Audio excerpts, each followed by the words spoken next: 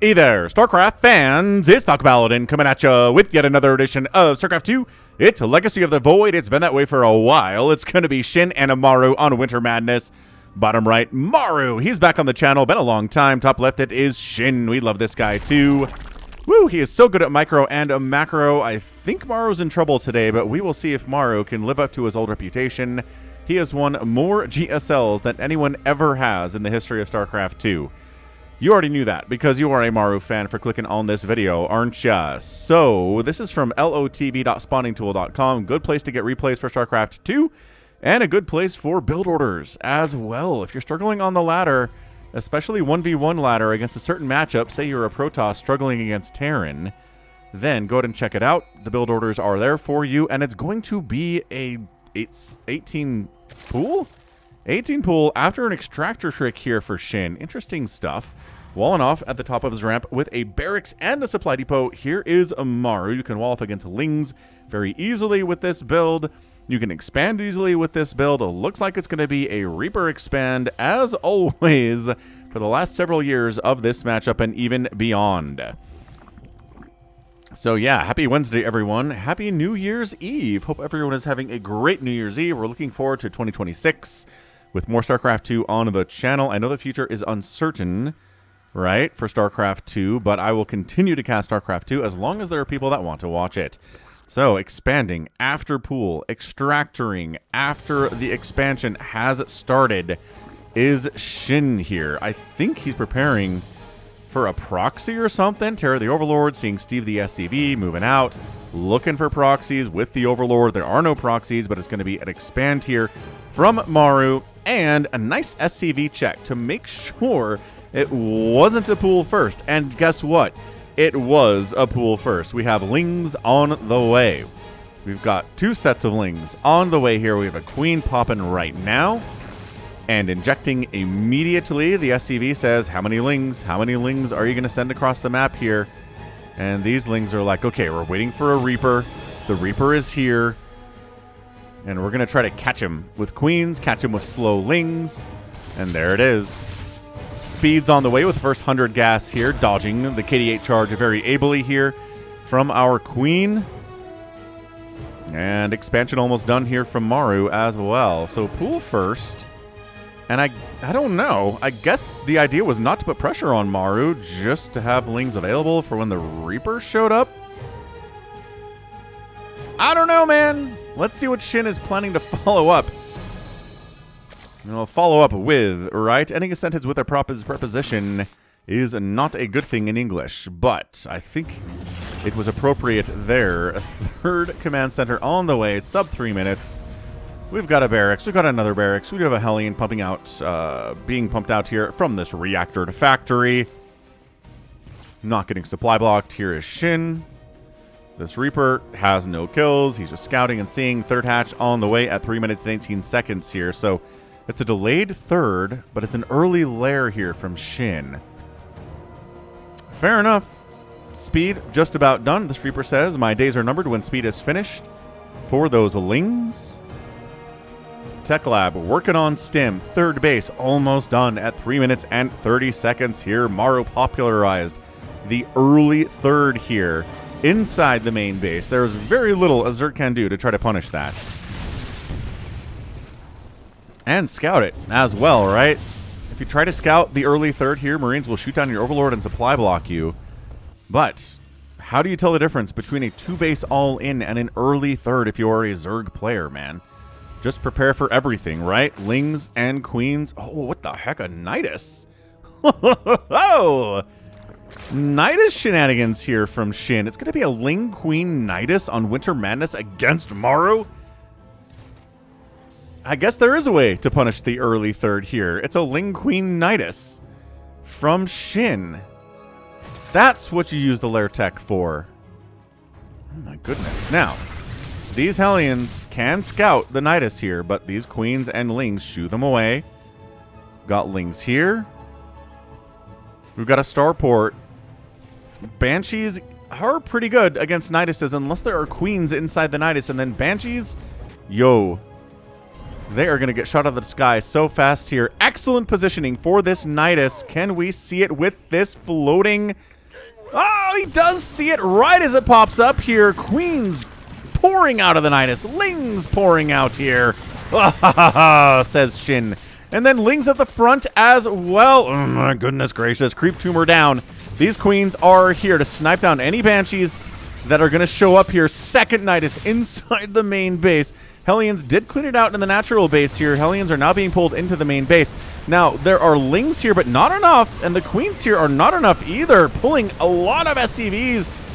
Pulling a ton of SCVs here. Bam. Nydus down and Nydus down. What was the damage? We've got 36 Lings dead. 3 SCVs are dead. And 1 Marine died.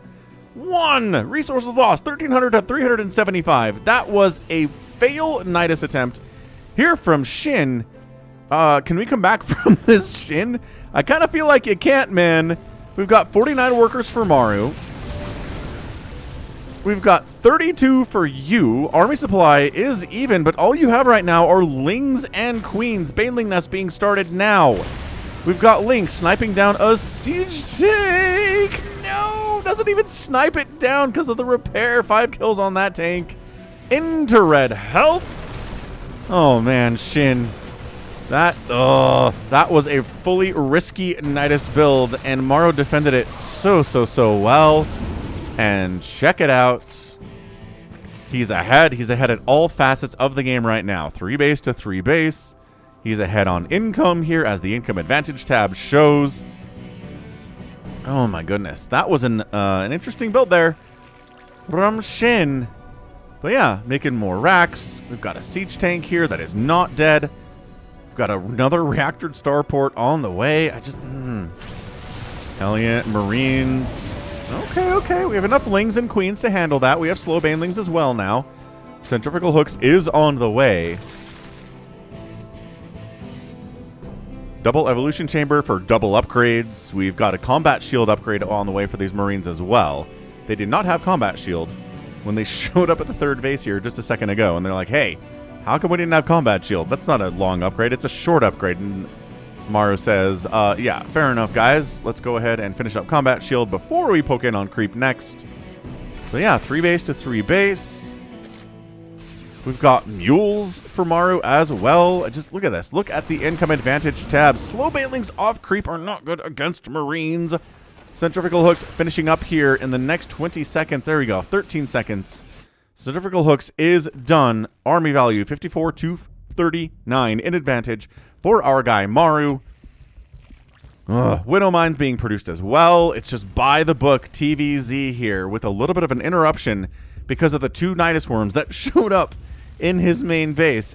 Very, very well defensed. But man, okay, so banelings are here. This Marine says, I saw those Lings. Where did they go? Where are they? Ooh, Hellbat transformation for 4 Hellbats, and here we go. Engagement at 8 minutes. All right, so maybe Banelings sniping out the Hellbats. Excellent job. Banelings rolling in. No! 8 SCVs down, 66 to 43 now on the other side of it. Lings and Blaines cleaning up everything. Everything here. Okay, excellent defense here from Shin. Still, worker advantage here from our guy Maru, despite that excellent connection on those SCVs back at the third base. What do we got? Drilling Claws on the way. We have Drilling Claws on the way. We have 2 upgrades for these Marines. 1 is on the way now from Shin for the Lings and Banes. Fair enough, I guess. 4th base on location here for Maru. 4th base not quite done yet from Shin. A little bit too far behind at this stage for Shin to come out ahead in this matchup, but maybe miracles can happen.